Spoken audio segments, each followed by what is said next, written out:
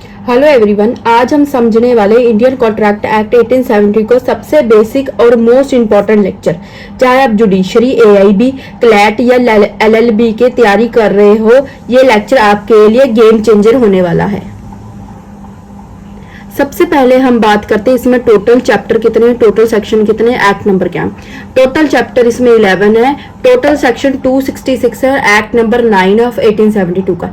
इसकी enactment date है 25 अप्रैल 1872, enforcement date है 1 सितंबर 1872।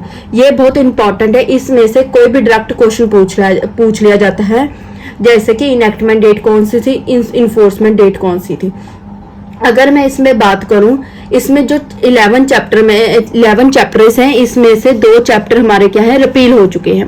ठीक है, जो चैप्टर हमारा 7 है, सेक्शन 76 से लेकर 123 तक, ये अब सेल्स ऑफ गुड्स एक्ट बन चुका है।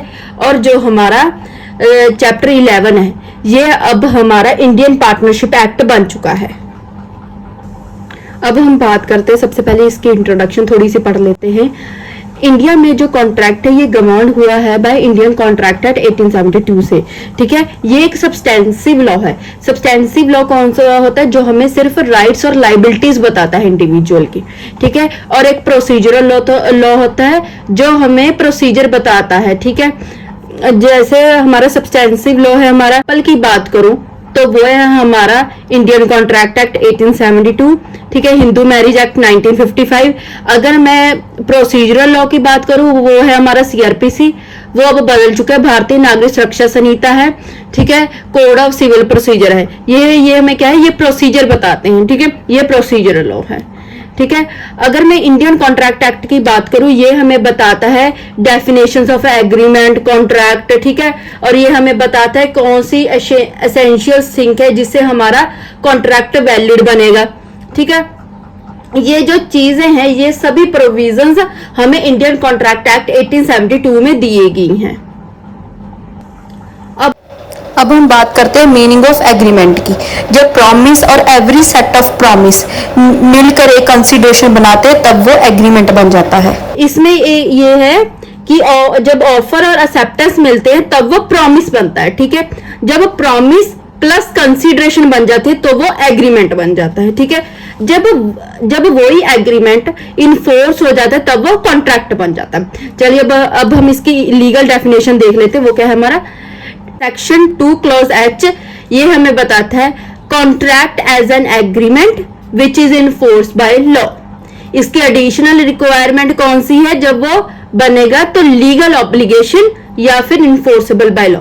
जो ये चीजें हैं, ये आपको याद रखनी है, जिस पर स्टार लगाया है मैंने, ये डायरेक्ट पूछ ली जाती हैं, उसमें से आपको पूछ लेती है कौन सी करेक्ट है। तो आपको याद रखना है ऑफर प्लस एक्सेप्टेंस मिलकर क्या बनता है, प्रॉमिस। प्रॉमिस प्लस कंसिडरेशन मिलकर क्या बनता है, एग्रीमेंट। और agreement plus enforceable by law बनकर क्या बनता है, कॉन्ट्रैक्ट। अब हम बात करते हैं इसके नेचर ऑफ कॉन्ट्रैक्ट लॉ। जो कॉन्ट्रैक्ट लॉ है, ये हमारा एग्जॉस्टिव लॉ नहीं है, यानी contract law is not exhaustive law, because जब ये अपने आप में एक संपूर्ण लॉ नहीं है। अगर आपको सेल्स ऑफ गुड्स एक्ट के बारे में पढ़ना पड़ेगा, तो आपको एक अलग एक्ट पढ़ना पड़ेगा। अगर आपको पार्टनरशिप के बारे में पढ़ना है, तो आपको एक अलग पढ़ना पड़ेगा एक्ट।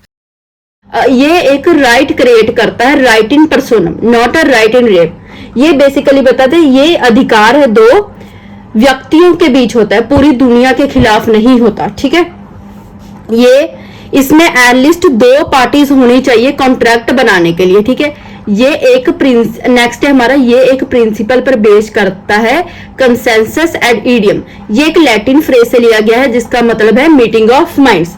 इसको मैं आपको एग्जांपल से समझाती हूँ। मान लीजिए मेरे पास 2 पेन्स हैं। ठीक है, पेन ए ब्लू है और पेन बी ब्लैक है। मैं पेन ए बेचना चाहती हूँ पर्सन सी को। ठीक है, लेकिन पर्सन सी को लग रहा है कि मैं पेन बी बेच रही हूँ। ठीक है, यही भले ही हमने हाँ कह दिया, है, पर जो हमारी मीटिंग ऑफ माइंड्स है, वो नहीं मिल रही, क्योंकि दोनों को अलग अलग चीजें लग रही हैं। ठीक है, ये है हमारा कंसेंसस एड इडियम, यहां पर नहीं बन रहा। ठीक है, इसलिए यहाँ कोई वैलिड एग्रीमेंट नहीं बनेगा। जब हमारी मीटिंग ऑफ माइंड्स नहीं हो रहे तब हमारा वैलिड कॉन्ट्रैक्ट एक नहीं बनेगा। ब्रीफ में समझाती हूँ। मेरे पास दो, अगले हमारे all contracts are agreement but agreements are not contract. ये आपको याद रखना है, जितने भी कॉन्ट्रैक्ट होंगे वो एग्रीमेंट होंगे, बट जो भी एग्रीमेंट पर सभी एग्रीमेंट होते हैं जो वो कॉन्ट्रैक्ट नहीं बन पाते। इसमें इंटेंशन होनी चाहिए लीगल रिलेशनशिप बनाने की, ठीक है। लॉफुल कंसिडरेशन मैंडेटरी है, ठीक है। अगर लॉफुल कंसिडरेशन नहीं होगी तो वो वॉइड हो जाएगा कॉन्ट्रैक्ट, पर इसकी कुछ एक्सेप्शन है जो हम जब सेक्शन आएगा तब पढ़ेंगे। अगर हम ऑब्जेक्टिव की बात करें कॉन्ट्रैक्ट की, ठीक है, एक फेयर डीलिंग और लीगल इंटीग्रिटी होनी चाहिए, मतलब फेयरनेस और ट्रांसपेरेंसी होनी चाहिए।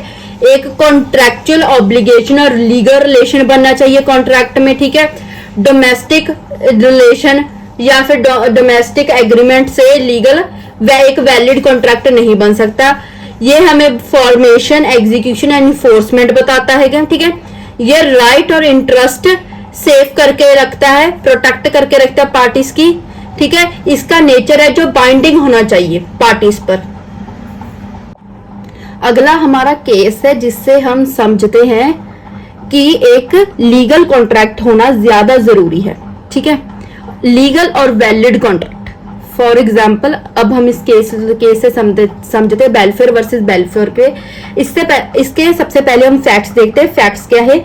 ये एक कपल था, ठीक है, जो कि घूमने फिरने के लिए इंग्लैंड गया था। जब वो इंग्लैंड से वापस आ रहे थे तब उनकी पत्नी बीमार हो गई, ठीक है। तो इंग्लैंड के डॉक्टरों ने कहा कि उनको वहीं पर रहना पड़ेगा। तो ठीक है, मिस्टर बेलफोर ने कहा, ठीक, अपनी पत्नी को कहा मैं तुम्हें हर एक महीने 30 पाउंड भेजता रहूंगा, उससे वादा किया।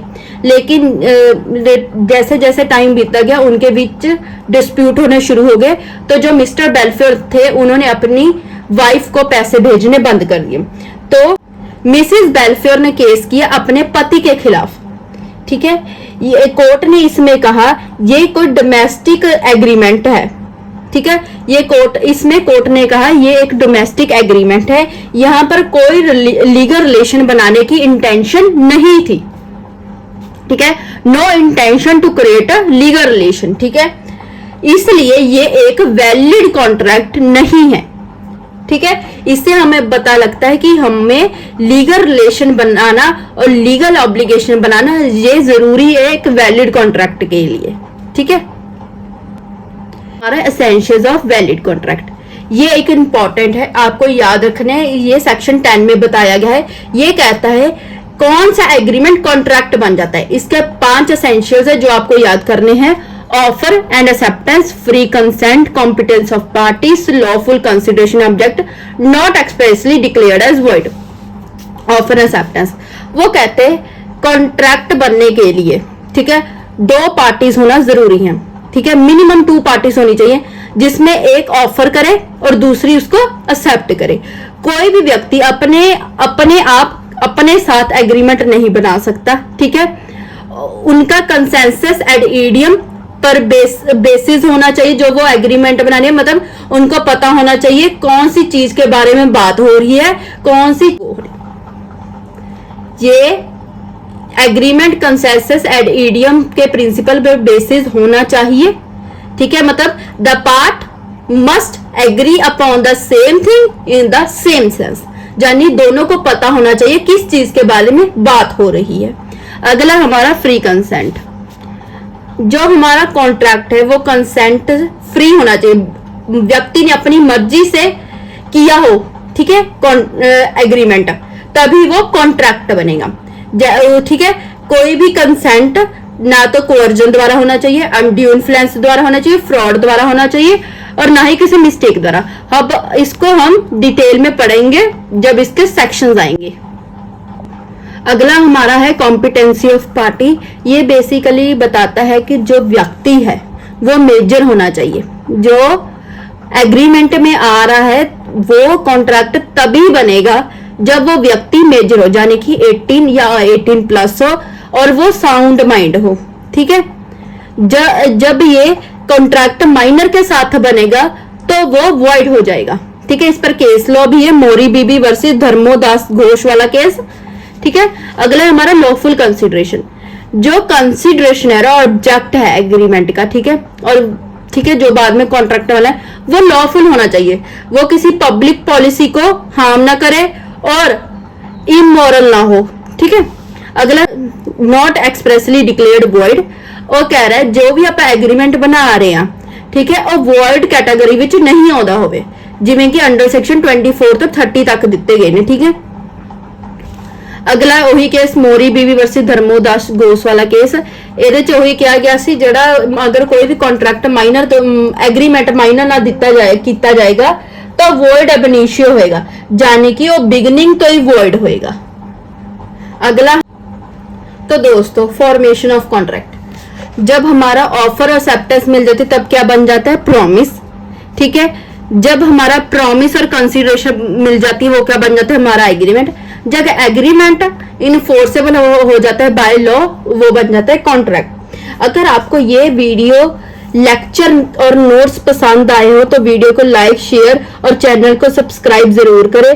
नोट्स का पीडीएफ हमारे इंस्टाग्राम की आईडी पर आप जाकर ले सकते हो, लॉ विद मी 2026 पर, ठीक है। और ऐसी और वीडियोस देखने के लिए अगर कोई आपको स्पेसिफिक टॉपिक समझना है तो आप मेरे कमेंट बॉक्स में लिख सकते हो, उसके लिए मैं आपके लिए वीडियो जरूर लेके आऊंगी। और हैंड रिटन नोट्स के लिए डीएम करना मत भूलना। Thank you.